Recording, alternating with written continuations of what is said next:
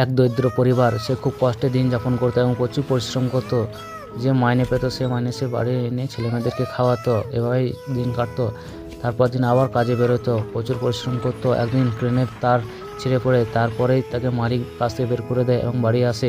এসে খুব কান্নাকাটি করে, ছেলেমেয়েরাও খুব কান্নাকাটি করে। তারপরে খাবার সন্ধানে বেরোয়, তখন দেখতে পাচ্ছে একটা হোটেল থেকে সে খাবার চুরি করে নিয়ে আসে। তখন হোটেলের মালিক হাতে নাতে ধরে বলে, তারপর বলে আমার ছেলেরা খায়নি তাই। তখন পুলিশের হাতে তাকে তুলে দেয়। আর ছেলেরা চিন্তা করে, বাবা এখন আসেনি, বাবা চিন্তা করে ছেলেরা কী করছে।